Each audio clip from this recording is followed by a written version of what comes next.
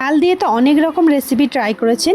এই রেসিপিটা কি আপনারাও একবার বানিয়ে ট্রাই করেছেন? যদি না বানিয়ে থাকেন অবশ্যই বাড়িতে বানিয়ে ট্রাই করুন, অসাধারণ লোভনীয় হয়। এই রেসিপিটা থাকলে আর কিছুই বানাতে লাগবে না, এটা দিয়ে এক থালা ভাত এমনিই খেয়ে ফেলবেন। বাচ্চা থেকে বড় সবাই পছন্দ করবে। লোভনীয় হয়েছিল। বাজার থেকে লাউ পাতা এনে বলল, তো দেখো কি বানানো যায়। তো আমি ভাবলাম লাউ পাতা দিয়ে কি বানাবো, তো চটজলদি এই রেসিপিটা বানিয়ে ফেললাম। অসাধারণ হয়েছিল, তাই আপনাদের সাথে শেয়ার করলাম। চলুন আজকে রেসিপিটা বানানো যাক। এই রেসিপিটা বানানোর জন্য এখানে আমরা কিছুটা মসুর ডাল নিয়ে নিয়েছিলাম। মসুর ডালটাকে আগে থেকে আমরা একটু ভিজিয়ে রাখবো যাতে মসুর ডালটা ভালোভাবে ফুলে যায়। আর মসুর ডালের সাথে আমরা একটু 2 চামচ মৌরি ভিজিয়ে রাখবো যাতে টেস্টটা আরও দ্বিগুণ হয়। দেখুন এটাকে আমরা ঢাকনা চাপা দিয়ে ভিজিয়ে রাখার জন্য রেখে দিয়েছিলাম। আর এখানে দেখুন আমরা 2টো পেঁয়াজ এখানে ইউজ করব।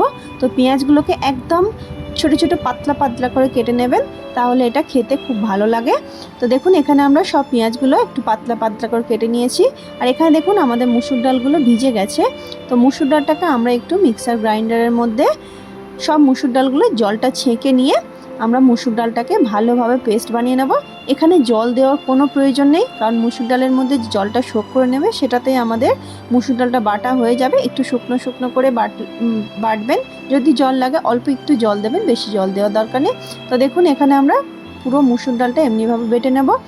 তো মুসুর ডালটা একটু দেখুন বাটার সময় একটু উপর দিকটা গোটা গোটা থাকে, তো এটাকে আমরা একটু স্পুন দিয়ে নেড়ে দেব যাতে সব ডালগুলো ভালোভাবে প্লেন পেস্ট হতে পারে। তো আমরা এমনিভাবে পুরো মুসুর ডালটা বেটে নিয়েছি। এবার একটা বোলের মধ্যে পুরো মুসুর ডালটা আমরা সবগুলো একটা বোলের মধ্যে ট্রান্সফার করে নেব। দেখুন আমরা সব মুসুর ডালগুলো এখানে আমরা বোলের মধ্যে ট্রান্সফার করে নিয়ে আমরা এখানে যে লাউ পাতাটা নিয়ে এসেছিলাম সেই লাউ পাতাটাকে আমরা একটু বেছে নেব। এই লাউ পাতার থেকে আপনারা চেষ্টা করবেন যে কচি পাতাগুলো থাকে সেগুলো দিয়ে এই রেসিপিটা তৈরি করা, তো অনেক ভালো খেতে হয় কচি লাউ পাতা দিয়ে করলে। তো দেখুন এমনিভাবে আমরা কচি পাতাগুলোকে বেছে নিয়েছি। তো সব পাতাগুলোকে আমরা এমনিভাবে বেছে নেব। পাতাগুলো আমাদের বেছে নেওয়া হয়ে গেলে এখানে একটা পাত্রের মধ্যে কিছুটা জল নিয়ে পাতাগুলোকে আমরা ভালোভাবে ওয়াশ করে নেব যাতে এতে পোকা না থাকে। তো ওয়াশ করা হয়ে গেলে এখানে দেখুন সব পাতাগুলো একটা প্লেটের মধ্যে আমরা তুলে নেব।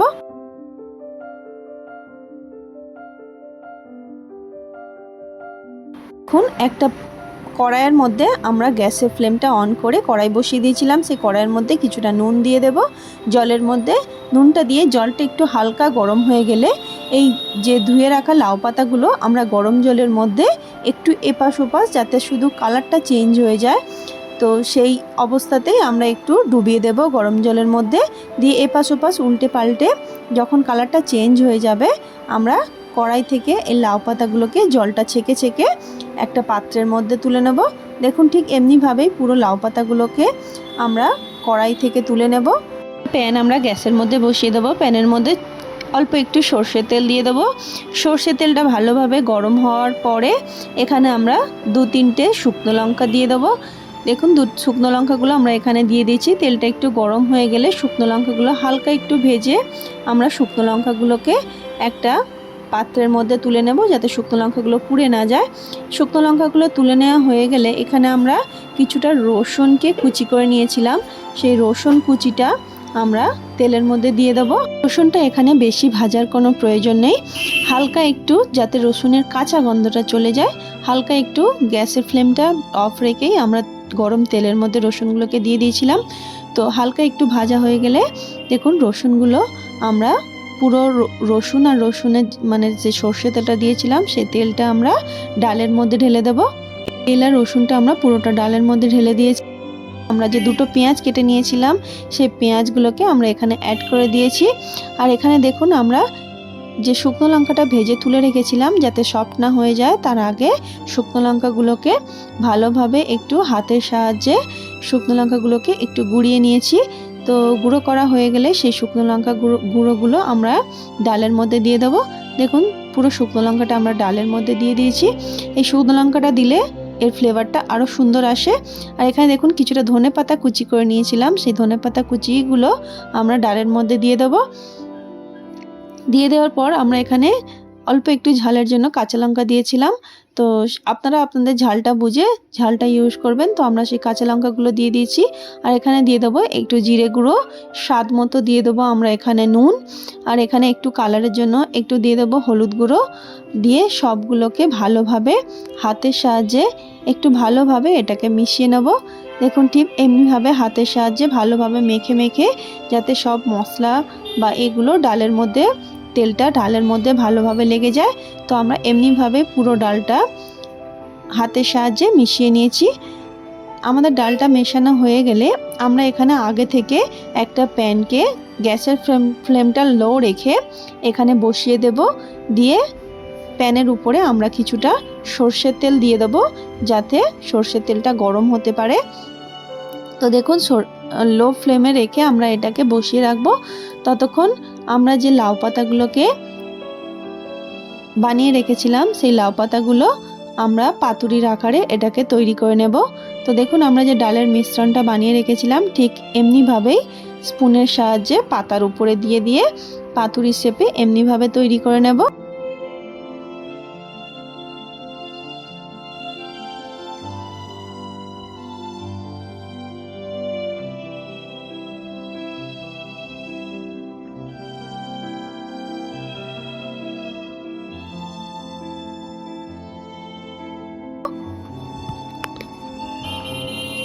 পাতুরিগুলোকে ঠিক এমনিভাবে তৈরি করে নিয়েছি। সমস্ত পাতুরিগুলো আমরা একটা প্লেটের মধ্যে রেখে দেব। দেখুন কত সুন্দর দেখতে হয়েছে পাতুরিগুলোকে।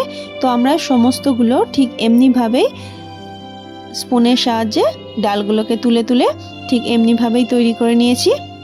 পাতুরিগুলো আমাদের তৈরি করা হয়ে গেলে আমরা যে কড়াইটা বসিয়ে রেখেছিলাম হালকা একটু গরম হওয়ার জন্য, সেই প্যানের মধ্যে আমরা এই পাতুরিগুলোকে একটা একটা করে দিয়ে দেবো।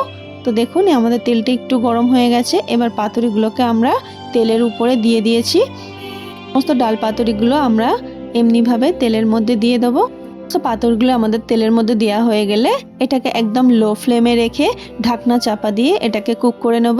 তো দেখুন কিছুক্ষণ পরে আমরা ঢাকনাটা তুলে পাতুরিগুলোকে একটু উল্টো পাশ করে একটু ঘুরিয়ে দেব, যাতে উল্টো পাশটাও ভালোভাবে সেঁকা হয়ে যায়। ভালোভাবে ঘুরিয়ে দিয়ে আবার ঢাকনা চাপা দিয়ে কিছুক্ষণ এটাকে আবারও কুক করে নেব। তো দেখুন উল্টে পাল্টে এমনিভাবেই আমরা পাতুরিটাকে সেঁকে নিয়েছি। তো দেখুন আমাদের কত সুন্দর পাতুরিটা রেডি হয়ে গেছে। এবার এটাকে আমরা একটা প্লেটের মধ্যে তুলে নেব।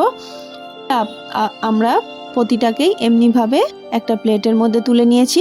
এবার এটাকে আপনারা গরম ভাতের সাথে গরম পরিবেশন করুন, অসাধারণ লোভনীয় হয়। একবার যদি এই রেসিপিটা বানিয়ে খান আপনারা বারবার এই রেসিপিটা বানিয়ে আপনাদের খেতে ইচ্ছা করবে। রেসিপিটা আপনাদের কেমন লাগলো অবশ্যই জানাতে ভুলবেন না। ভালো লাগলে আমার রেসিপিটি যদি আপনাদের ভালো লেগে থাকে আমার চ্যানেলটিকে লাইক শেয়ার সাবস্ক্রাইব করে আমার পাশে থাকবেন। দেখুন আমরা এখানে একটা বাটি চাপা ভাত নিয়ে নিয়েছিলাম। তো সেই বাটি চাপা ভাতের সাথে একটু কাঁচা পেঁয়াজ আর এই পাতুরি দিয়ে সার্ভ করেছিলাম। এই গরম গরম ভাতের সাথে পাতুরিটা জাস্ট দুর্দান্ত লেগেছিল। আমাদের বাড়ির সবার এই রেসিপিটা পছন্দ হয়েছে। আপনারা বাড়ির সবার সাথে এই রেসিপিটা অবশ্যই বানিয়ে ট্রাই করবেন। আর আপনাদের কেমন লাগলো অবশ্যই জানাতে ভুলবেন না। আশা করি আপনাদের বাচ্চা থেকে বড় সবাই এই রেসিপিটা ভালোবেসে খাবে।